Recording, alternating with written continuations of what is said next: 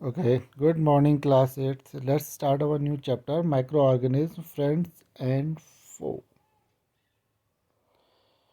Topic का मतलब है माइक्रो ऑर्गेनिज्म के बारे में पढ़ेंगे। इस माइक्रो ऑर्गेनिज्म क्या हमारे दोस्त हैं या हमारे दुश्मन हैं, तो ये चीज़ हम इसमें माइक्रो ऑर्गेनिज्म और माइक्रोब्स दोनों वर्ड यूज़ कर सकते हैं। Micro organism and microbes. ये माइक्रो ऑर्गेनिज्म कहाँ से आए, कैसे हम इनको एक्सपीरियंस करते हैं अपने डेली लाइफ में, खासकर जब बरसातों में हम देखते हैं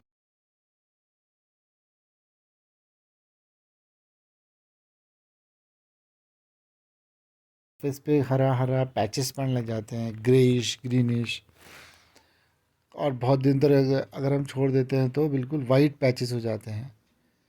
तो इस तरह की जब फूड के साथ होता है तो वो किसके कारण होता है? माइक्रो ऑर्गेनिज्म्स के कारण होता है। ठीक है, तो माइक्रो ऑर्गेनिज्म में मतलब होता है जैसे माइक्रोब्स है, माइक्रो वर्ड यूज हो रहा है। माइक्रो वर्ड मीन्स होता है कि ऐसे ऑर्गेनिज्म जो हमें नॉर्मल आइज से नहीं दिखाई देते। इसके लिए हम क्या यूज़ करते हैं? ये माइक्रोस्कोप, माइक्रोस्कोपिक ऑर्गेनिज्म होता है जो माइक्रोस्कोप की सहायता से देख सकते हैं, जिनको हम अनएडेड आइज से नहीं दे सकते हैं। ठीक है, इनमें से कुछ ऐसे फंगस होते हैं जो ब्रेड में उगते हैं, that can be seen with a जो कि मैग्नीफाइंग ग्लास से देखे जा सकते हैं। Another can not be seen without the help of a microscopes, that is why they are called microorganism. Microscope से बना है, माइक्रोस्कोपिक ऑर्गेनिज्म आर कॉल्ड और microbes. So microorganisms are classified into four major groups. Number one, bacteria, fungi, protozoa and algae.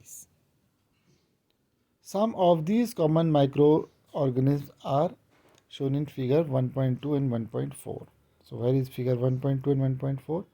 ये हैं bacterial. इसके बाद इसमें हम देख सकते हैं कि यहाँ पर ये बैक्टीरियाज हैं। ओके, ये प्रोटोजोआ है। ठीक है, प्रोटोजोआ का एग्जाम्पल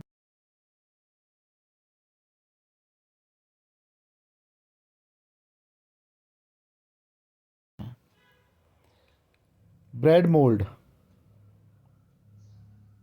पेनिसिलियम, जिससे कि हमारा पेनिसिलिन नाम का एक इंजेक्शन बना, पेनिसिलियम एंड एस्परगुलस। ये सब क्या है? ये फंगीज हैं। तो ये फंगस हैं, ये प्रोटोजोआज हैं और ये एल्गीज हैं। ठीक है, इसके अलावा ये चार पार्ट में होता है। Bacterias, round shape bacterias, cylindrical shape bacterias, अलग अलग शेप्स के बैक्टीरियाज होते हैं। एल्गीज, प्रोटोजोआज एंड फंगस, ये चार कैटेगरीज को आपको याद रखना है। जैसे कुछ डिजीज़ होती है, डिसेंट्री, मलेरिया, ये प्रोटोजोआ से होती है, जबकि टाइफाइड एंड ट्यूबरक्लोसिस जो है वो बैक्टीरियल डिजीज़ है। ठीक है, उसके अलावा वायरल डिजीज़ आपको मालूम ही है। वायरसेस भी क्या होते हैं? माइक्रोस्कोपिक होते हैं। However they reproduce only inside the cell of the host organism, which may be bacteria, plants और एनिमल। कुछ कॉमन वायरस, कोल्ड, इन्फ्लुएंजा और आजकल हमको मालूम है Covid. Most coughs are caused by the viruses. Serious viruses like polio and chicken pox are also caused by viruses. Chicken pox and polio, जो कि serious virus, ये भी क्या है? वायरसेस हैं। तो ये वायरसेस हैं और ये भी माइक्रोस्कोपिक है। वायरसेस भी माइक्रोस्कोपिक हैं, बैक्टीरियाज भी माइक्रोस्कोपिक हैं, प्रोटोजोआज भी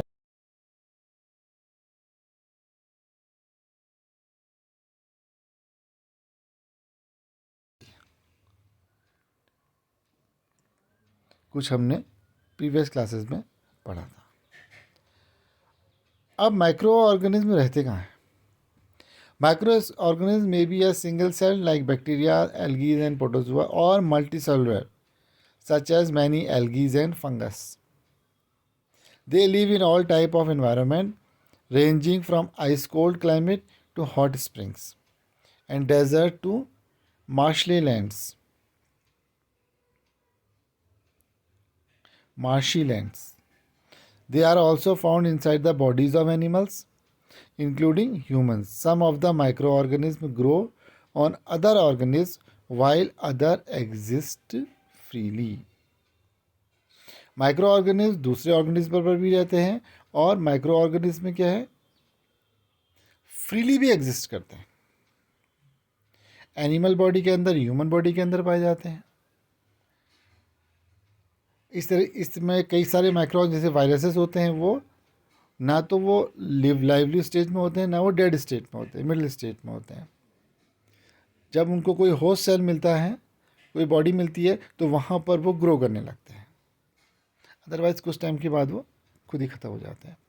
तो माइक्रो ऑर्गेनिज्म एंड अस, हमारी लाइफ में माइक्रो ऑर्गेनिज्म का क्या रोल है, इसको अगर हम देखते हैं तो इसमें आते हैं सबसे पहले friendly microorganisms. Microorganisms are use for various purposes. They are use in the preparation of curd, bread and cake. Microorganisms have been used for the production of alcohol.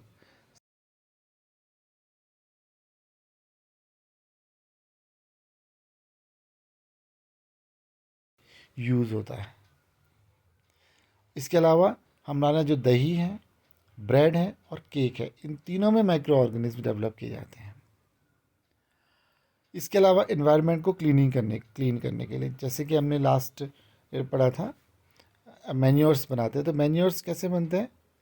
कई सारे मैन्योर्स तो micro organism की सहायता से बनता है, ये हमने पढ़ा है। फॉर एग्जाम्पल, ऑर्गेनिक वेस्ट जैसे vegetable peels, remains of animal faeces are broken down into harmless and usable substances like by bacteria. ठीक है, ये bacterias are also used in preparation of medicine. In agriculture they are use for soil fertility by fixing nitrogen. तो nitrogen fixation के लिए भी हमने एक तरह के सॉइल की फर्टिलिटी को भी इंक्रीज करते हैं। कैसे? नाइट्रोजन फिक्सेशन, जो हमने पढ़ा था, कौन सा बैक्टीरिया था? रिजोबियम नाम का एक बैक्टीरिया था, जो पीज या लेग्यूमिनस प्लांट्स के रूट्स में रहता था। ठीक है। I saw my mother adding a little curd to a warm milk and set curd for the next day. तो ये कैसे हुआ?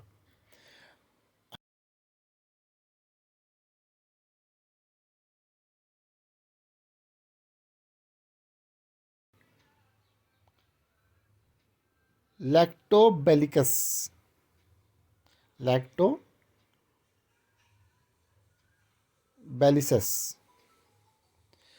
Promotes the formation of bread. तो ये एक बैक्टीरिया का नाम है, जो कि मिल्क को कन्वर्ट करने में काम क्या करता है? मिल्क को कर्ड में कन्वर्ट करता है। ये जब मिल्क में मिक्स होता है तो इट मल्टीप्लाइज, ये ग्रो करने लगता है तेज़ी से। उसको उसका कंड्यूसिव इन्वायरमेंट मिल गया तो वो ग्रो करने लग जाएगा। जैसे हम लोग कोविड के बारे में पढ़ते हैं, उसमें क्या होता है कि अगर आपके बॉडी के अंदर एक भी पार्टिकल गया, एक भी वायरस गया, तो वो अपने आप को क्या करने लगेगा? वहाँ मल्टीप्लाई करने लगेगा, क्योंकि उसको उसका कंड्यूसिव इन्वायरमेंट मिल गया और कर्ड बन जाएगा मिल्क से। Bacterias are also involve in making cheese, pickles and many other food items. An important ingredient of rava, suji, idlis, bhaturas, इसमें भी क्या करते हैं हम? कई बार कर्ड डाल देते हैं। कर्ड से क्या होता है? थोड़ा फर्मेंटेशन हो जाता है, यीस्ट बनता है। तो ये सब फर्मेंटेशन के कारण होता है। उसके अलावा राइस, इडली, डोसा, ये सब फर्मेंटेशन होगा। तो फर्मेंटेशन किसके कारण होता है? बैक्टीरियाज के कारण होता है। तो ये हमारे को क्या फूड प्रिपरेशन में हेल्प करता है। Yeast produces rapidly and produces carbon dioxide during respiration. Bubbles of the gas filled in the dough are increase its volume. This is the basic use of yeast in baking industry. तो baking industry में जो yeast डाला जाता है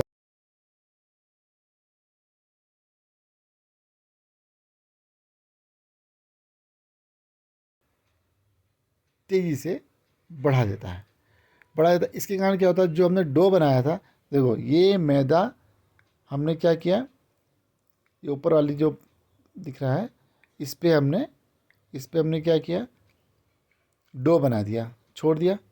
इसमें क्या मिला है, लेकिन यीस्ट मिला दिया। अब यीस्ट मिला दिया तो कुछ टाइम के बाद, 1 से 2 घंटे के बाद ये फूल जाएगा। क्यों? क्योंकि यीस्ट क्या करता है, कार्बन डाइऑक्साइड बनाता है अपने रेस्पिरेशन के थ्रू, और इसके बबल्स क्या होते हैं, इस डो के अंदर भर जाते हैं। इसीलिए हम देखते हैं कई बार जो हमारा ब्रेड होता है, कि ब्रेड ऊपर से क्या होता है, फटे फटे से होते हैं। क्यों होते हैं? क्योंकि जब ब्रेड को बेक किया जाता है तो उसके अंदर से जो गैस भरी होती है वो बाहर को निकलती है, और वो उसको फाड़ के बाहर निकल जाती है। तो बेकिंग इंडस्ट्री में का बहुत ही इम्पोर्टेंट एक इंग्रेडिएंट के रूप में यूज़ होता है। कौन? Microorganisms. Microorganism use in large scale production of alcohol, wines and acetic acid बनाने में काम आता है। Yeast is used for commercial production of alcohol and wine. For this purpose, yeast are grown on natural sugar present in grains like barley, wheat, rice, cust, fruit juices. Yeast is grown on natural sugars present in grains like barley, wheat, rice, cust, fruit juices, etc. Take a 500, ये तो हमको method बताई गई है yeast को कैसे use करना है। This is the smell of alcohol. Alcohol की स्मेल अगर आपने नहीं ले रखी है तो यहाँ से देखते हैं कैसे।